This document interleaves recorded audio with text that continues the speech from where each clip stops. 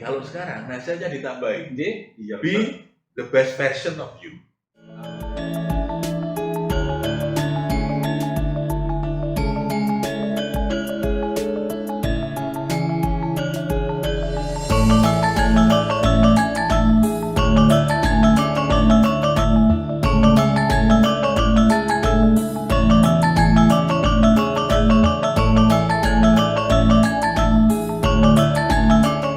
Kan gitu. Kalau kita melihat segala sesuatu lebih dari sisi positifnya, lalu yang muncul itu kan rasa syukur. Alhamdulillah, terima kasih. Jadi kalau nasihat orang tua dulu, ya coba delok sing di bawah, Ojo tenganga gitu ojo ya. tenganga ya, jangan terus naik gitu. Menengada kan lama-lama capek. Kadang-kadang supaya sehat ya seperti orang senam kan, kadang kita naik, kadang lihat ke bawah, lihat kanan kiri, ya ini supaya komprehensif melihatnya. Ya, itu yang biasanya membuat kita menjadi lebih positif. Misalnya begini, saya kalau ngobrol dengan teman-teman di Jakarta, duitnya banyak, itu kadang-kadang geli juga. Karena saya ikut mendengar yang diomongkan itu satuannya kalau tidak M, T, gitu kan, aduh. Nah, kita yang satuannya RP, wah, iya itu berat melihat, denger itu aja, waduh ini udah beda kelasnya. Kita jadi kelihatan kecil kan, Pak? Jadi kelihatan. Nah itu untuk memanage kemudian biar tidak kelihatan kecil, Pak. Artinya itu kan kalau kita naik ke depan, melihat ke atas. Karena wah ini dia satuannya M, satuannya T. Tapi begitu kita pulang ke Jogja, lihat teman-teman guru yang sederhana, kadang naik sepeda, kadang kalau lihat struknya ya satuannya RP, dan mungkin RP-nya di bawah kita, kan gitu Pak. Itu juga, wah alhamdulillah, itu lumayan kita gitu. Jadi kadang melihat ke atas, kadang melihat ke bawah, kadang melihat ke samping. Ketika penglihatan kita lebih lengkap, biasanya positioning kita jadi lebih bagus. Oleh karena itu catatan saya adalah kalau dulu nasihat orang itu be yourself, jadilah dirimu sendiri. Nah, tapi kalau sekarang nasihatnya ditambahin, be the best version of you. Jadi yang penting itu nggak usah dibanding-bandingkan dengan yang lain, memang tidak sebanding. Kita diminta untuk menjadi seperti orang lain, ya susah toh Pak. Yang bisa adalah kita menjadi diri kita sendiri. Itu nasihat pertama. Tapi nasihat kedua, be the best version of you. Jadilah versi terbaik dari dirimu sendiri. Jadi kita ini kan mungkin berangkatnya dari mana kan beda-beda. Sudah, yang penting jadilah versi terbaik dari dirimu sendiri. Setiap orang kan punya bakat, punya minat, punya kemampuan yang berbeda-beda. Itu tidak ada masalah, karena memang itu anugerah dari Yang Maha Kuasa. Yang penting kita harus terus mendorong, kita ini terus belajar, terus mengembangkan diri agar menjadi versi terbaik dari diri kita masing-masing. Terus kalau kaitannya dengan ini Pak, ada di bahasa Jawa, entah falsafah, entah apa namanya itu. Wang Sinawang Pak. Wang Sinawang itu betul. Pemaknaannya bagaimana tapi itu Pak? Betul. Wang Sinawang itu. Karena yang merasakan itu ya rasa kita, hati kita. Maka sebetulnya kan yang bisa merasakan apakah betul kita ini bahagia atau tidak, puas atau tidak, itu ya sing lakoni. Nah sementara yang tidak melakoni, tidak melakukan, itu hanya bisa melihat dari jauh. Ada contoh kasus, itu teman saya, itu kalau lewat di sebelah utara UIN, dekat Museum Affandi itu kan ada pohon besar, di situ ada tukang cukur, di bawahnya.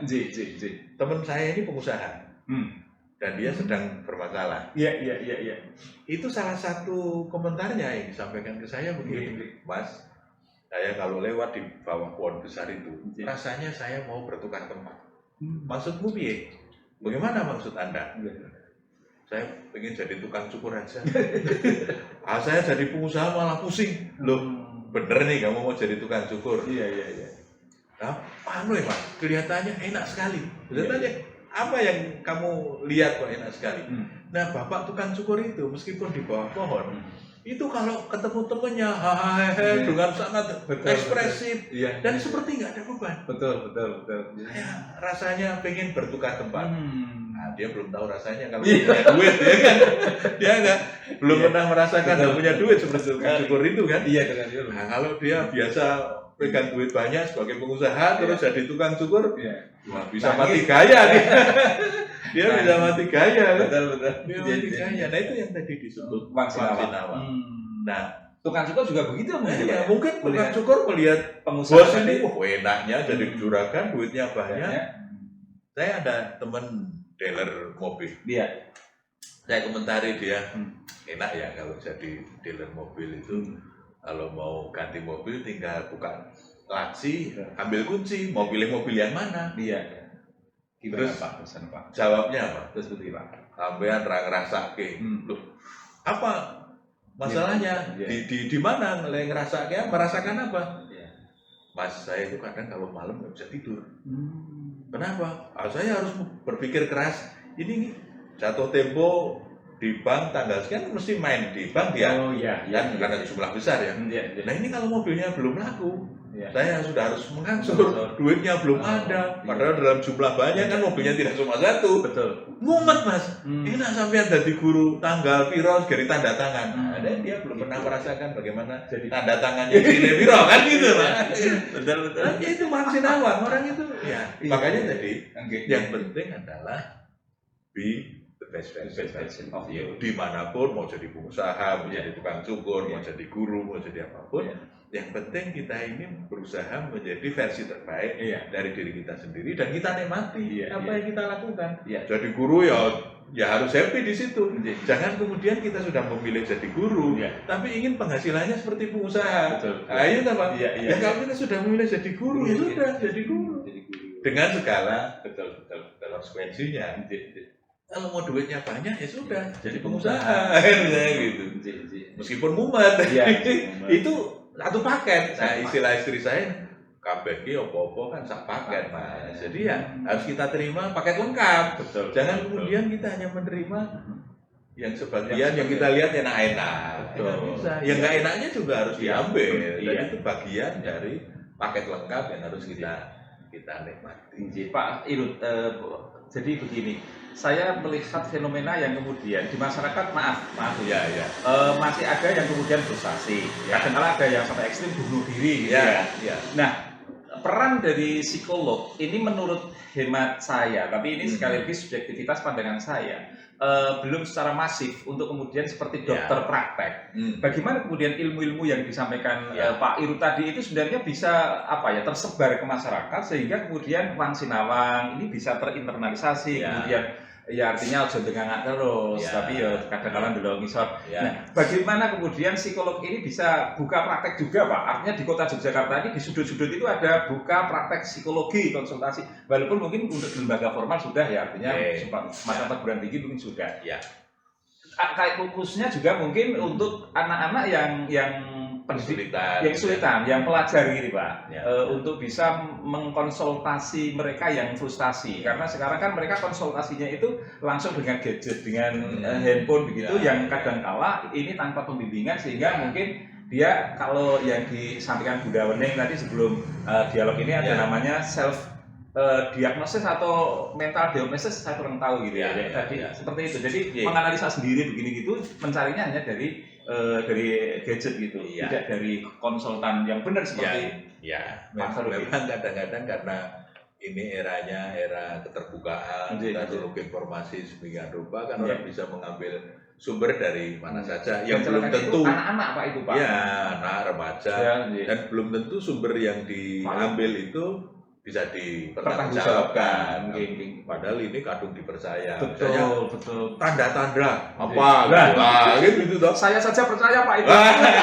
Itu tanda-tanda orang stres. Misalnya gitu. Itu kalau tidak enak makan, susah tidur, macam-macam bisa gitu. Betul. Tidak enak makan karena memang lauknya nggak enak. Padahal hanya karena lauknya nggak enak. Atau susah tidur karena kebanyakan tugas, kebanyakan pikiran, makanya susah tidur. Jadi anak-anak yang dia ngambil data dari mana saja yang belum tentu semuanya bisa dipercaya, dipertanggungjawabkan itu kemudian dia menyimpulkan sendiri, wah kalau itu aku stres. Saya sering bilang ke teman-teman, kalau saya ditanya, apa Bapak stres? Saya jawab iya. Stres. Iya. Karena begini, Iya. stres itu kan artinya tekanan. Hmm. Iya kan? Stres itu bahasa Inggris, bahasa Indonesia kan tekanan. Misalnya kita bilang stressingnya di mana, itu kan tekanannya di mana, kan gitu. Gitu. Jadi stres itu sebenarnya tekanan. Pertanyaannya, apa ada orang hidup yang tidak punya tekanan? Nggak ada. Iya kan? Baik tekanan pendidikan, tekanan keuangan, tekanan relasi, keluarga, semua pasti ada tekanan. Cuma ada yang tekanannya sedikit, sedang, ada yang tinggi. Semua orang sebetulnya punya tekanan. Nah, makanya ketika orang tahu bahwa yang namanya stres itu ya tidak apa-apa, oh ya tidak apa-apa, memang nggak apa-apa. Setiap orang itu pernah mengalami tekanan. Nah, cuma tinggal bagaimana manajemen stresnya, bagaimana mengelola stres itu supaya tidak mengganggu. Masalahnya ada, tapi pelan-pelan kita selesaikan.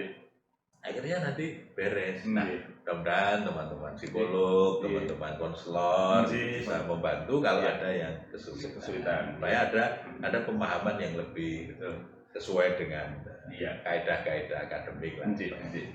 Sumbernya bisa dipercaya. Baik, untuk menutup obrolan pendidikan kali ini mungkin closing statement Pak, monggo disilahkan untuk masyarakat dan khususnya mungkin dunia pendidikan di Kota Yogyakarta kaitannya dengan bagaimana memfasilitasi, mengkonsultasi pelajar yang bermasalah Pak.